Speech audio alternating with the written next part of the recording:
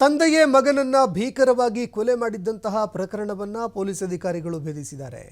ತಂದೆ ಮಗನನ್ನ ಕೊಲೆ ಮಾಡಿ ಏನೂ ಮಾಡೇ ಇಲ್ಲ ಅನ್ನುವ ರೀತಿಯಲ್ಲಿ ನಾಟಕ ಮಾಡ್ತಾ ಇದ್ದ. ಆದರೆ ಈ ಕೊಲೆ ರಹಸ್ಯವನ್ನ ಮೃತಪಟ್ಟವನ ಸ್ನೇಹಿತರು ಭೇದಿಸಿದ್ದಾರೆ. ಮಗನ ಕೊಲೆ ಮಾಡಿ ಮುಚ್ಚಾಕೋದಕ್ಕೆ ತಂದೆ ಯತ್ನ ಮಾಡ್ತಾ ಇದ್ರು. ಬೆಳಗಾವಿ ಜಿಲ್ಲೆ ಚಿಕ್ಕೋಡಿಯ ಇಂದಿರಾನಗರದಲ್ಲಿ ನಡೆದಿದ್ದ ಘಟನೆ ಇದು. ಕಿರಣ್ ಆಲೂರೆ ಎಂಬವರು 31 ವರ್ಷ ವಯಸ್ಸು. ಈತನನ್ನ ತಂದೆ ನಿಜಗುಣಿ ಆಲೂರೆ ಎಂಬವರು ಕೊಲೆ ಮಾಡಿದ್ರು. ಕಳೆದ 3 ದಿನಗಳ ಹಿಂದೆ ನಡೆದಿದ್ದಂತಹ ಕೊಲೆ ಪ್ರಕರಣ ಇದು.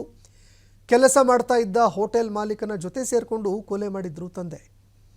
ಉಸ್ಮಾನ್ ಮುಲ್ಲಾ ಜೊತೆ ಸೇರಿಕೊಂಡು ನಿಜಗುಣಿ ಎಂಬಾತ ತನ್ನ ಮಗನನ್ನೇ ಕೊಲೆ ಮಾಡಿದ್ದ.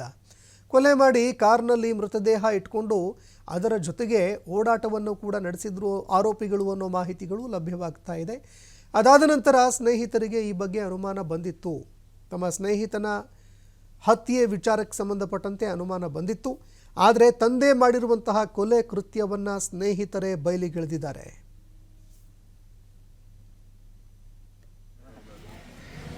ನೀವ ಭೇದಿಸಿದಂಗೆ ಆಗತ್ತೆ. ನಿಂದ್ರಲ್ಲ ಏ ಗಪ್ಪ ಎಲ್ಲರ ಮುಂದೆ ಹೇಳ್ಬೇಕ ಕಿರ್ನಾನ ಹೇಳ್ಕೊಂಡಿ ಗಪ್ಪ ನಿಮ್ಮ ಮೋಹನ್ ಮುಂದೆ ಎಲ್ಲರ ಮುಂದೆ ಗೀತಾ ಮುಂದೆ ಹೇಳ್ಬೇಕು ಕಿರ್ನಾನ ಹೇಳ್ಕೊಂಡಿ.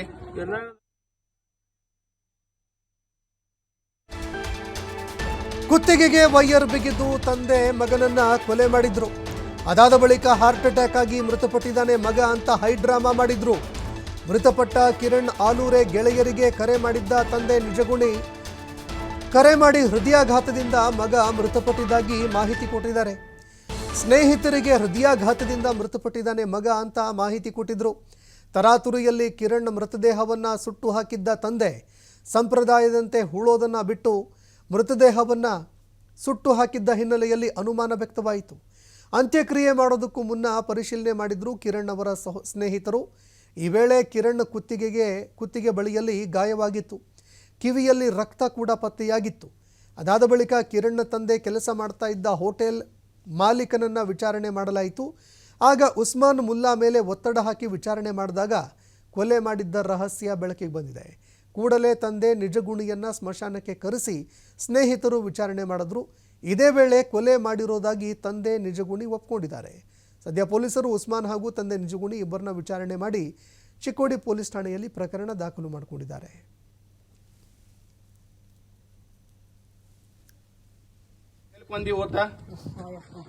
ಎಲ್ಲಿ ಯಾವ ಜಾಗದ ಚೆನ್ನಾಗಿರ್ತಂದ ನಮ್ಮ ದೋಸ್ತ್ರವ ಅವರಪ್ಪ ಫೋನ್ ಮಾಡಿದ್ದು ನಮಗೆ, ಇಲ್ಲ ಕಿರಣ್ಗೆ ಹಾರ್ಟ್ ಅಟ್ಯಾಕ್ ಆಗೈತಿ ಮತ್ತು ಅವ್ನು ಮನ್ ಮಾಡೋಯ್ತಿ ಬರ್ರಿ ಅಂತಂದು. ಅನಂತಲೇ ನಾವು ಏನಾಗೈತಿ ಯಾವಾಗ ಆಯಿತು ಅಂತ ಕೇಳಿದೆವು.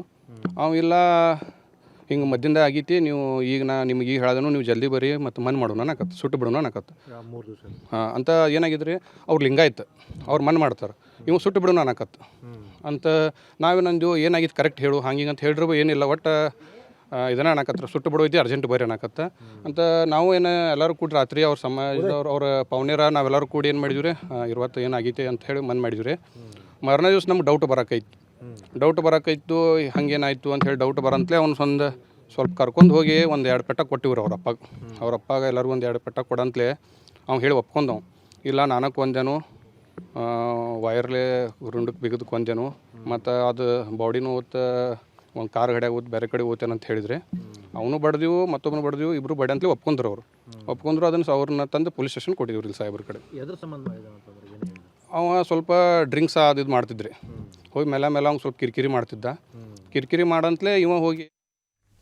ಈ ಬಗ್ಗೆ ಮತ್ತಷ್ಟು ಮಾಹಿತಿ ಕೊಡ್ತಾರೆ ಪ್ರತಿನಿಧಿ ಶ್ರೀಧರ್ ಕೋಟಾರಗಸ್ತಿ ಫೋನ್ ಸಂಪರ್ಕದಲ್ಲಿ ಜಾಯ್ನ್ ಆಗಿದ್ದಾರೆ.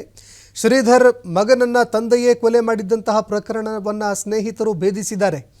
ಈ ಬಗ್ಗೆ ಮತ್ತಷ್ಟು ಮಾಹಿತಿ ಕೊಡೋದಾದ್ರೆ, ಯಾವ ಕಾರಣಕ್ಕಾಗಿ ಕೊಲೆಯಾಯಿತು, ಏನು ಎತ್ತ, ಈ ಬಗ್ಗೆ ಮತ್ತಷ್ಟು ಮಾಹಿತಿ ಕೊಡೋದಾದ್ರೆ.